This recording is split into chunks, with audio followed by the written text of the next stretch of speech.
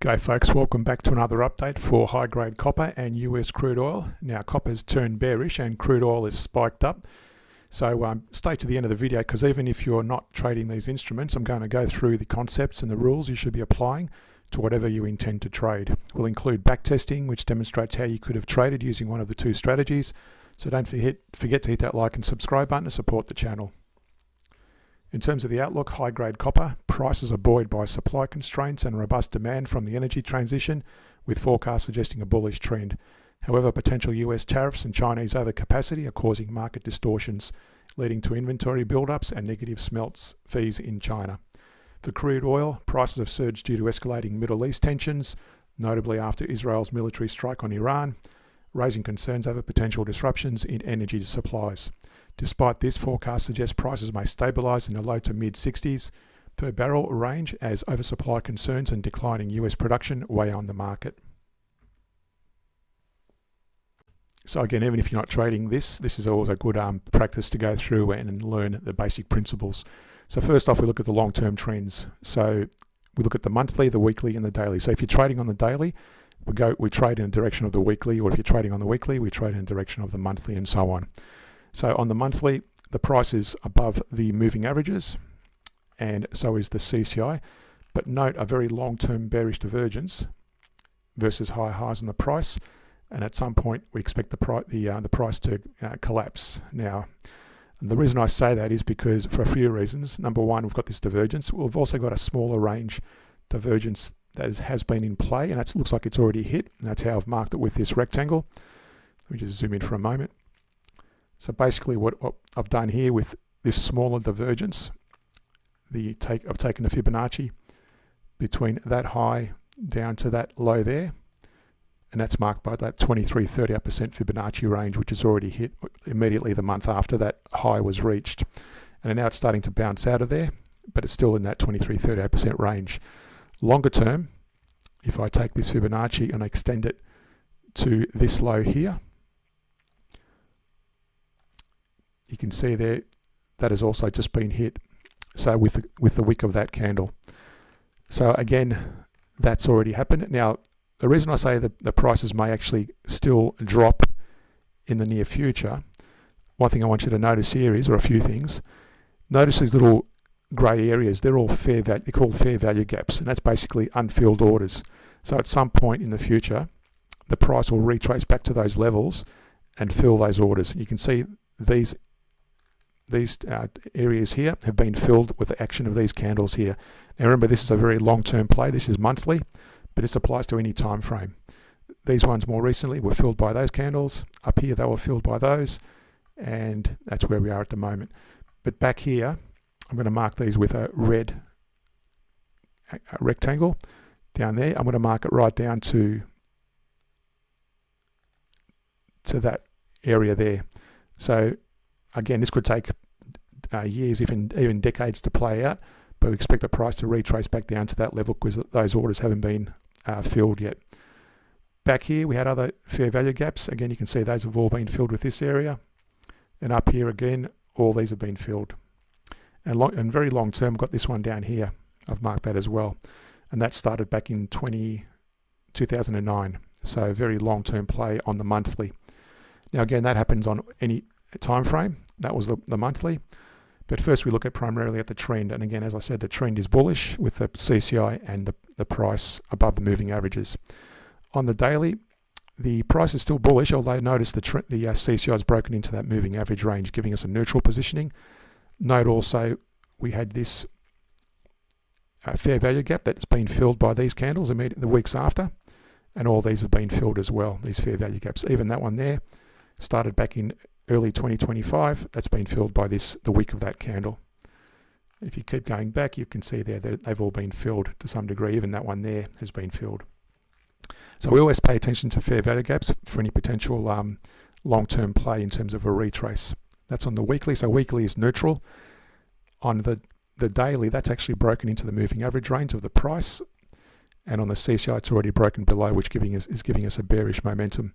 So again, look at those fair value gaps. They've all been filled already. So if I zoom back, even that one there and that one, they've all been filled. So again, on the daily, bearish momentum. So if we go to the intraday chart, even if you're trading on the daily, we still look at the intraday chart to identify any trading opportunities. So we take predominantly short trades based on the daily trend in this case. And at the moment, you'll see here, the price and the CCI has dropped below the moving averages. That's the first thing we look at, and that's giving us a signal to start taking short trades. But notice here as well, we've had that fair value gap there has been filled with a wick of that candle. This one's been partially filled, but again, that could be a completion as well. But up here as well, we've got back in June of this year, we had a fair value gap that hasn't been filled. So I've marked that. And if we go back even further, we've got a fair value gap up there which started around June this year as well. Again, this is on the hourly chart. So taking predominantly short trades, we go to now what I'm going to do here, taking short trades from here, but what I'm going to do is demonstrate back here on the daily, we're going to demonstrate the long trades, had you taken long trades from that period, just to show the back testing and how it would have performed. So if we go to the back testing, up here we've got the stop loss approach, and here we've got the average down approach. Now what I've done first, let me just hide that for a moment. As I said, we first look at the micro level, and we look at the CCI to see if there's any divergence. And you can see there, that's actually a bullish divergence. Let me go back to the hourly chart here. You can see there a double bottom on or slightly lower lows on the price versus higher lows on the CCI. That's a bullish divergence. So we expect the price to bounce. Looking at a Fibonacci, take it from that low, take it back to that significant high. We'd probably take it even back, take it back to that level. We expect the price to retrace back into that 23-38% range, and you can see that wick has already hit that 23% range, so potentially it's already completed. But I'm going to mark it anyway between that range there, 23-38% range. So that could go a lot higher, but at the moment it looks like it's still dropping. So again, predominantly short trades to be taken based on the daily trend. But again, if we go back to the back testing, you would have taken long trades based on the daily from back here actually, around about the 22nd of May. So that's the stop loss approach, and that's the average down approach. Now, a couple of things to notice here when you're trading this on the hourly, according to the daily trend. A couple of things to notice, or a few things. The first one is you can see that we've got a fair value gap, that blue area in there. And that was completed after the close of that little red candle, the low of that to the high of the candle before that green candle there. That's what that blue area indicates. And that was filled almost immediately for the next two days after that, the second and third day after that. So they were already filled. And that would have been an early indication on the hourly, if you're trading in the hourly, to potentially take your profits off the table. But more importantly, in terms of closer look at it, if we zoom in on the 1 hour chart, what you'll notice there is we've got a declining CCI versus double top almost on the price. I'll consider that a bearish divergence, and that in fact did fall off and broke below our moving average range, and I've already marked it there with a 23-38% range. If we went from that high to that low, it's actually dropped a bit further than that to about there. That's a 23-38% range that's already hit. This one went lower, and went as far as the 61%, bounced, and it kept dropping after that. So that's already happened, and that's where you would have taken out and stopped your trades during that period, and you would have made around that period in those about a day's worth of trading on the stop loss approach. You would have made about $400, and on the average down you would have made about $2,875 because you've multiplied your positions there. So again, zooming out and showing you the longer term trend, you'll notice here the price and the CCI were declining. No entries should have been made. There's a little bit of a break above there on both the stop loss and the average down. And then notice here again, the price kept rising and the CCI started falling. Now, you wouldn't have noticed that divergence until when? Until that peak there, because those lows are lower than that.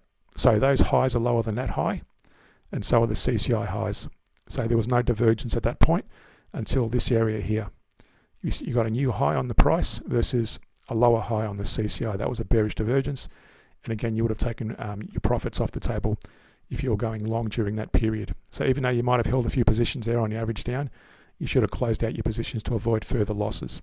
Now, in this case, the price that did recover, and the average down approach did actually pay off.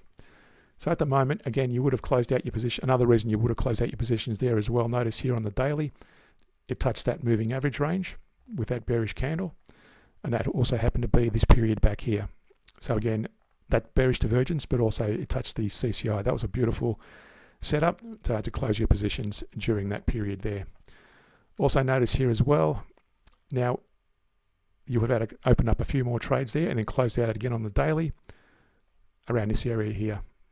So again, probably a small loss or a small gain, much of a muchness, then it's dropped off again. But notice at the moment, as I said on the previous chart, we've got a bullish divergence versus a double bottom.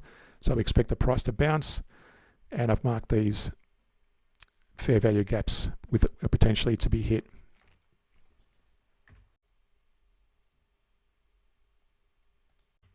So next, looking at US crude. Now on the monthly, we're below our moving average range, so it's giving us somewhat neutral positioning. The price has been declining slowly, but notice as well, the current month we've just touched that moving average range, and likewise the CCI has also broken into that moving average range, giving us a somewhat neutral to very light bullish movement. Although just be careful, this could break down again very suddenly. On the weekly, it's already broken above the moving averages, and what I'm looking for is any divergence, and there's no divergence currently in play on the weekly. There was none on the monthly neither. Notice as well on the weekly, we had these fair value gaps down here, and that was partially filled there before collapsing. Small one there, then it finally broke through pretty strongly this week and broke through that fair value gap. Now what I've got up here, I've marked this other fair value gap that hasn't been filled yet, and you can see there that wick of that candle has reached about 50% of that range. So it might have already filled that, or it could actually keep going. So we don't know yet, but at the moment the price has pulled back so far this week.